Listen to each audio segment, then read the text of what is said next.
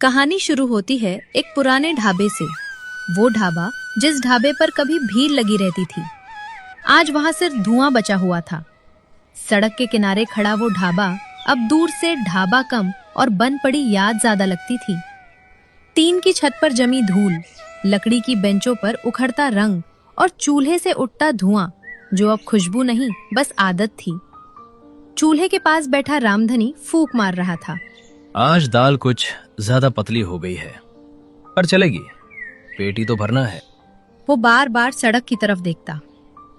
सड़क वही थी, पर अब रुकने वाले नहीं रुक रहे थे। तभी वहां से एक मोटरसाइकिल गुजरी। रामधनी सीधा बैठ गया। अरे भैया, खाना खाओगे? पर बाइक वाले ने जरा सी भी ध्यान नहीं दिया। वो बिना रुके ही आगे बढ़ता चला गया। रामधनी की आंखें फिर चूल्हे पर टिक गईं। पहले तो लोग कहते थे रामधनी के ढाबे पर रुके बिना सफर ही पूरा नहीं होता, पर अब तो सबका सफर ही बदल गया है। उसी वक्त वहां एक बूढ़ा ग्राहक आया। उसने ढाबे की तरफ देखा। मेन्यू पड़ा, चावल, दाल, रोटी, बस यही। हाँ, बस यही। सादा खाना पेट के लिए ठीक होता है। अब जमाना सादा का नहीं रहा भाई। और वो चला गया। रामधनी की उंगलियां चूल्हे की राख में धंस गईं। उसी समय दूर से एक बस की आवाज आई। धूल उड़ाती हुई बस रामधनी के ढाबे पर रुकी। बस से उतरा एक नौजवान, कंधे पर बैग, आंखों में शहर की चमक और दिल में गांव की खुशबू। आज भी सब कुछ वैसा ही है जैसा 10 साल पहले हुआ करता था, बस थोड़ी खामोशी है। वो ढाबे की तरफ बढ़ा। बाबूजी। रामधनी चौंका। वो धीरे धीरे पीछे मुड़ा। अरे मोहन बेटा। दोनों कुछ पल बस देखते रहे। फिर रामधनी ने कसकर गले लगा लिया। आ गया तू शहर से? हाँ बाबूजी, पढ़ाई पूरी हो गई। अंदर से सावित्री भागती हुई आई। अरे मेरा बेटा, सच में तू ही है ना? हाँ माँ, मैं ही हूँ। कितना दुबला हो गया है तू। शहर में खाना नहीं मिलता था क्या? अरे नहीं माँ, मैं डाइटिंग कर रहा था। मोहन चारों तरफ देखने लगा। वही ढाबा, वही बेंच, वही चूल्हा, पर भीड़ नहीं थी। बाबूजी, आज ढाबा बंद है क्या? नहीं तो खुला हुआ है, बस अब लोग कम आते हैं बेटा। मोहन चुप हो गया। उसने पहली बार महसूस किया, ये ढाबा सिर्फ व्यापार नहीं, ये उसके बाबूजी की जिंदगी था। और शायद यहीं से उस जिंदगी की सबसे बड़ी लड़ाई शुरू होने वाली थी।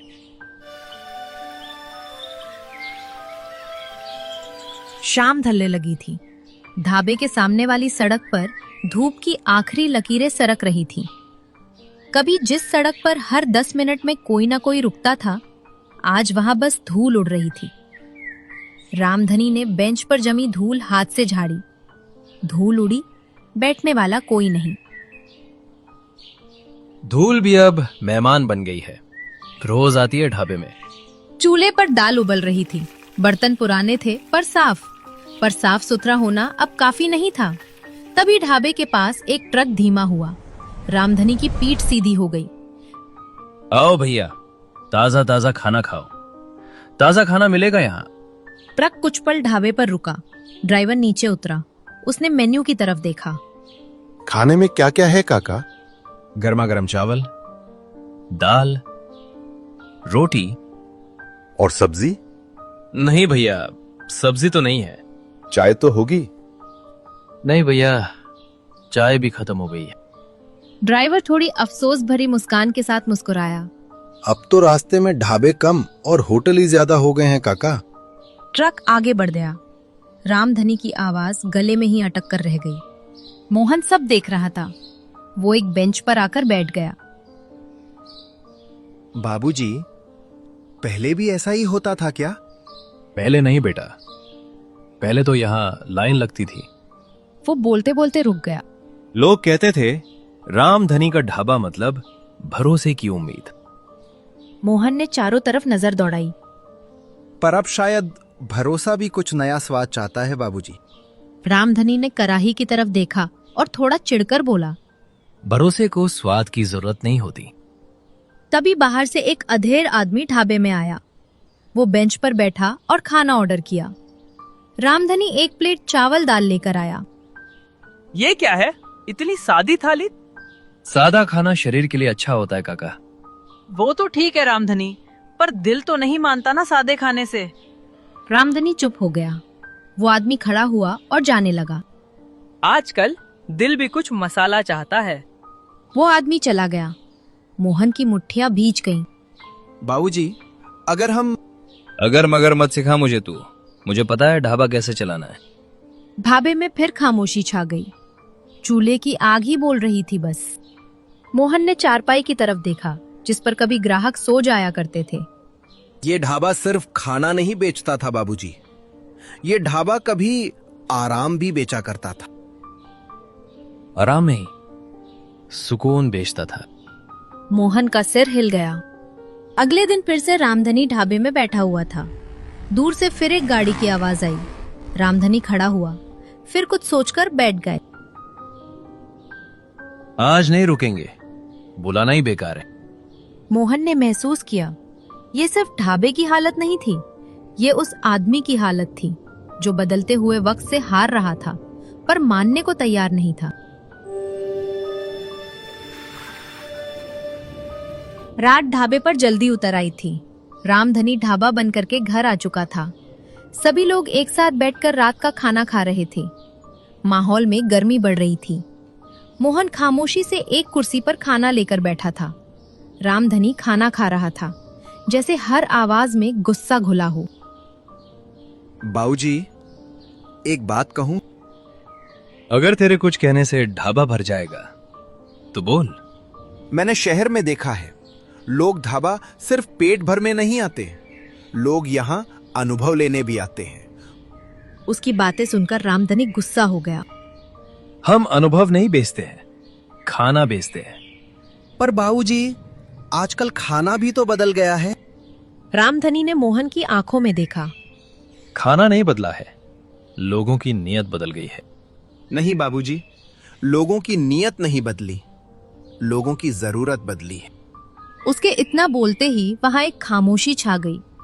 तू शहर से यही सीख कर आया है? तेरी पढ़ाई लिखाई ने तुझे यही सिखाया है कि पुराना सब गलत होता है? नहीं बाबूजी, मैंने ये नहीं कहा कि पुराना सब गलत होता है। पुराना तो नींव होता है, उसी नींव पर नई इमारत बनती है। रामधनी हंसा, लेकिन वो हंसी कड़वाहट से भरी थी। अच्छा, और इमारत गिर जाए तो नई बनाई जा सकती है? रामधनी गुस्से से मुट्ठी कसता हुआ बोला। तू बस एक ढाबा समझता है इसे, मैं इसे अपनी पूरी जिंदगी समझता हूँ। मोहन की आवाज धीमी हो गई। और मैं आपकी जिंदगी को मरते नहीं देख सकता। ये बात रामधनी को तीर की तरह लगी। मैं जब तेरी उम्र का था तब मैंने बिना शिकायत के इस ढाबे को खड़ा किया था। पर बाबूजी, मैं उसी मेहनत को बचाने की कोशिश कर रहा हूँ। बचाने के नाम पर बदल देना बचाना नहीं होता। बदलना ही बचाना होता है बाबूजी। उन दोनों की बहस सुनकर सावित्री अंदर से निकली। अरे बस भी करो तुम दोनों, तब से बहस किए जा रहे हो। तू बीच में मत पड़ सावित्री, ये हमारी आपस की बातें हैं। सावित्री चुप हो गई। शहर ने तुझे क्या दिया? अंग्रेजी बोलना, नए नखरे, यही सब शहर से सीख कर आया है तू? शहर ने मुझे ये दिया है कि मैं देख सकूं कि हमारा ढाबा खाली क्यों है। रामधनी ने गुस्से से बेंच पर हाथ मारा। खाली इसलिए है क्योंकि लोग भूल गए हैं कि सादा खाना क्या होता है। या फिर इसलिए कि हम भूल गए हैं कि लोगों को क्या चाहिए। उसके इतना बोलते ही एक लंबी खामोशी छा गई। देख बेटा, अगर मैंने तेरी बात मानी तो मेरा ढाबा नहीं रहेगा। अगर आपने मेरी बात नहीं मानी तो ढाबा वैसे भी नहीं रहेगा बाबूजी। ये सुनते ही रामधनी पत्थर बन गया। जा, यदि तुझे मेरा ढाबा चलाने का तरीका इतना ही गलत लगता है तो जा, चला जा वापस शहर। क्या? जिसे गांव का ढाबा छोटा लगता है वो यहां क्या करेगा?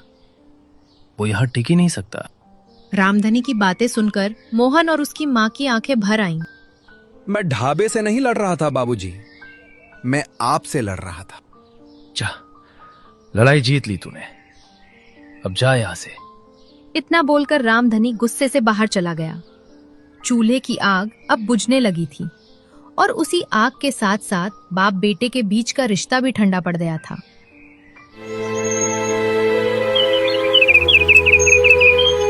सुबह का उजाला ढाबे पर ऐसे उतरा जैसे उसे भी यहाँ रुकने का मन नहीं था। रोज की तरह ही रामधनी काउंटर पर बैठा था, पर बेंचें खाली थीं और ढाबे के भीतर भारी खामोशी थी। मोहन अपना बैग और जमीन पर रखे कपड़े समेट रहा था। हर कपड़े के साथ कोई ना कोई याद भी बंध रही थी। सावित्री दरवाजे पर खड़ी ये सब देख रही थी। खाना खा ले बेटा, रास्ता लंबा है। नहीं माँ, मुझे भूख नहीं है। बाबूजी से बात कर ली? नहीं। उसी वक्त बाहर से रामधनी की आवाज आई। बस निकलने वाली है। ये शब्द नहीं थे, आदेश थे। मोहन बैग उठाकर बाहर आया। रामधनी ढाबे के सामने खड़ा था। नजरें सड़क पर थीं, बेटे पर नहीं। मैं लड़ने नहीं आया था बाबूजी, मैं बस आपका ढाबा बचा रहा था। लड़ाई में कोई ये नहीं देखता कि कौन किस लिए लड़ रहा है। मैं सिर्फ चाहता था कि आपका ढाबा जिंदा रहे। जिंदा वही रहता है जो झुकता नहीं है। तभी सावित्री आगे बढ़ी। सुनते हो जी, बेटा है वो हमारा, कुछ तो बोलो उसे। सावित्री की आंखें भर आईं, पर रामधनी अपनी जगह से जरा भी नहीं हिला। सड़क पर बस का हॉर्न बजा। मोहन ने आखिरी बार ढाबे को देखा। वही चूल्हा, वही धुआं, वही बेंच। जब ये ढाबा पूरी तरह बंद हो जाएगा ना, तब मुझे मत याद करना। रामधनी का चेहरा सख्त रहा। मुझे किसी शहर की सीख नहीं चाहिए। मोहन ने सिर झुका लिया। तभी बस के कंडक्टर की आवाज आई। ओ भैया, चलना है कि नहीं? जल्दी बैठो। मोहन ने एक कदम आगे बढ़ाया, फिर रुका, पीछे मुड़कर देखा। क्या मैं वापस आ सकता हूँ? रामधनी ने थोड़ी देर बाद जवाब दिया। जब तू अपना मन बदले बिना आ सके तब आना। ये वाक्य सुनकर मोहन पूरी तरह टूट गया। वो बस में चढ़ गया। उसने खिड़की से देखा, माँ रो रही थी, ढाबा खामोश था और बाबूजी सामने पीठ किए खड़े थे। बस चल पड़ी। सड़क के मोड़ पर मोहन की आंखें भर आईं। रामधनी वहीं खड़े रहे जब तक कि बस धूल में गुम नहीं हो गई। फिर सावित्री धीरे से बोली, आज ढाबा नहीं, घर सूना हो गया है। रामधनी ने कुछ नहीं कहा, बस चूल्हे की तरफ देखता रहा।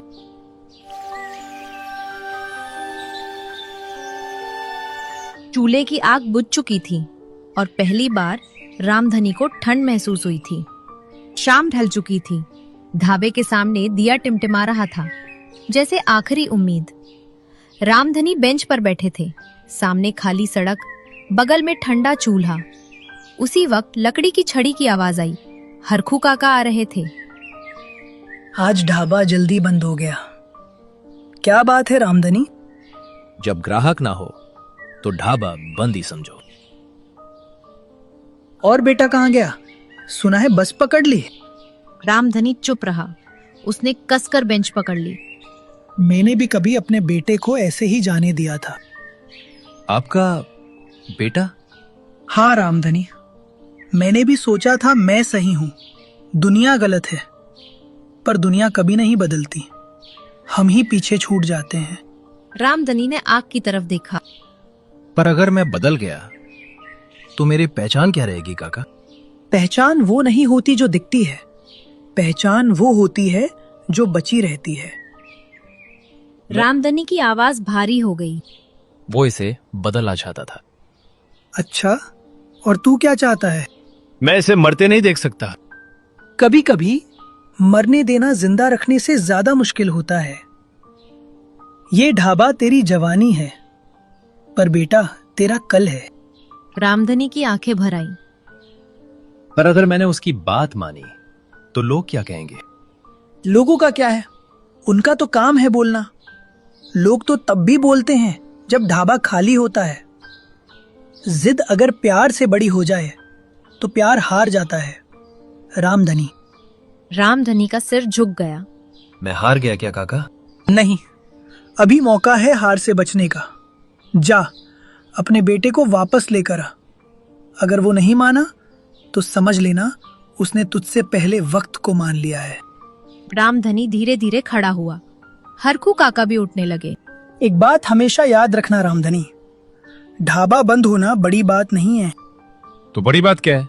बड़ी बात होती है घर का बंद हो जाना। हरखू पाका अंधेरे में गुम हो गए। रामधनी वही खड़ा रह गया। पहली बार उसे लगा ढाबा नहीं, वो खुद खाली हो गया है।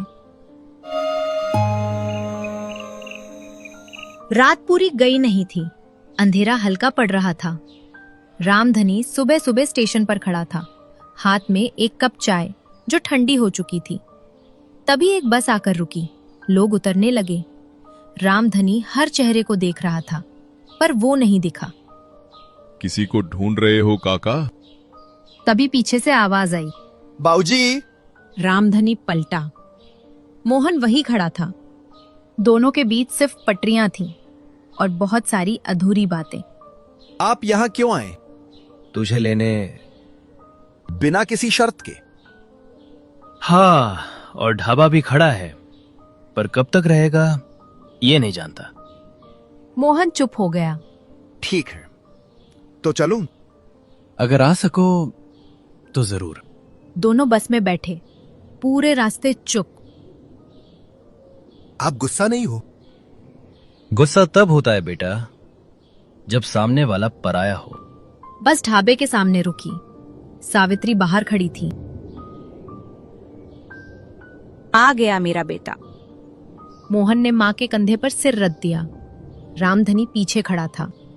मोहन, अगर तू चाहे तो ढाबा फिर से शुरू कर सकते हैं। वही पुराने तरीके से? नहीं, तेरे तरीके से, पर मेरी आत्मा के साथ। दोनों चूल्हे के पास खड़े हुए। रामधनी ने आग जलाई। मोहन ने फूंक मारी। आग भड़क उठी। आज से ढाबा नहीं, घर चलेगा। अगले दिन ढाबा बदला हुआ था।